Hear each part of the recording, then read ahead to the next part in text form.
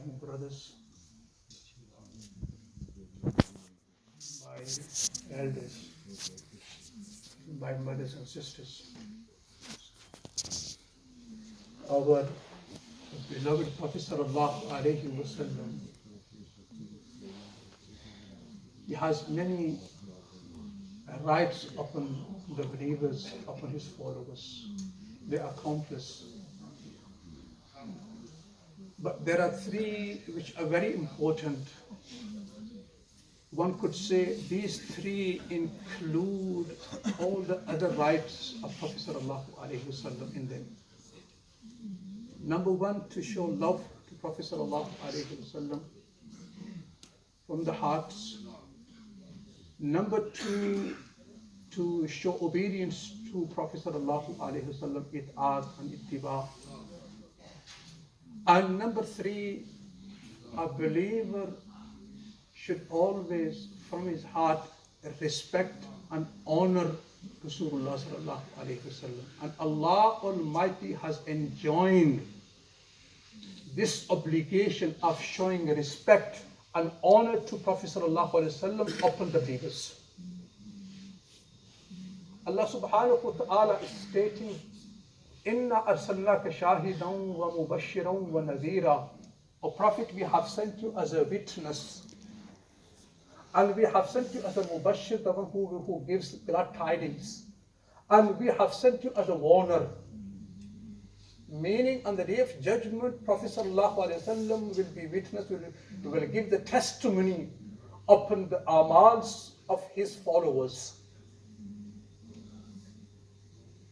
And he is the warner. He has warned us against the punishment of Allah. And he has given us a glad tidings that whosoever will believe in Allah and him, and then he will follow the Prophet ﷺ and obey Allah and the Prophet ﷺ, then he has given us the glad tidings of paradise and of the pleasure of Allah subhanahu wa ta'ala.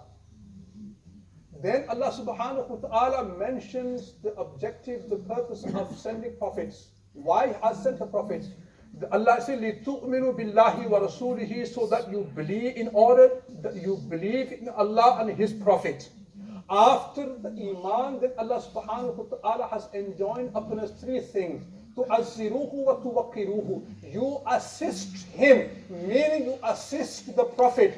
وَتُوَقِّرُوهُ. You honor him. وَتُسَبِّحُوهُ. And you praise Allah subhanahu wa ta'ala morning and evening. When we look at the lives of Sahaba Kiram radiallahu ta'ala anhum, it shows how much they respected Prophet sallallahu alaihi wasallam, how much respect they showed to Rasulullah sallallahu alaihi wasallam, how much they honored Prophet sallallahu alaihi wasallam. When the companions, after the departure of Prophet sallallahu alaihi wasallam, let alone talking in the Masjid al-Nabawi loudly, the Sahaba Kiram, while giving sermons in the Masjid al-Nabawi, they would not raise their voices. While giving this sermon, delivering a talk in the Masjid al-Nabawi, near the Rawza Athar of Prophet sallallahu alaihi wasallam, let alone talking loudly, they even would not raise their voice while delivering a talk to the audience. This much respect they show to Rasulullah sallallahu alaihi wasallam even after death. And even when they used to come to Prophet sallallahu alaihi wasallam's house, and whenever a companion would knock the door of Prophet sallallahu alaihi wasallam, he would knock the door with his fingernails, avoiding making loud sound. Imagine this much respect they had for Rasulullah sallallahu alaihi wasallam. And Amr bin As radiallahu ta'ala anhu, he says, there was no one more beloved to me than Prophet sallallahu alaihi wasallam. But, he mentions, but if someone asks me to describe Prophet sallallahu alaihi wasallam, I would not able to describe him. Why? Then he mentioned that I did not gaze at Prophet sallallahu alaihi wasallam enough. Due to the respect, due to the honor, I would not raise my gaze at Rasulullah sallallahu alaihi wasallam in his majlis. I would not look at his face because of the respect and adab. I would not look at it. So therefore I would fail to describe Prophet sallallahu alaihi wasallam because I have not seen him enough. When Anas radiallahu ta'ala anhu mentions when Rasulullah would be present in the majlis of Sahaba Kiram, due to the respect the Sahaba Kiram would not raise their gazes. They would keep their gazes low. Only two personalities would look at Prophet's face. They were Abu Bakr Siddiq radiallahu ta'ala anhu and Umar Farooq radiallahu ta'ala anhu. When Prophet would look at them, then he would smile. Urwa bin Masud, when he was sent to Madinatul Munawwara to spy upon the Muslims, he came and he stayed here some days. And when he returned, he presented the report to the people of Makkah. You know what he said in his report? In the report, he said to Ahl Makkah, I have been in the court of the emperor of Rome and of Persia, and even I have met the Negus emperor. Directly I met him. But the love I have so seen in the hearts of Sahaba Ikram was unique.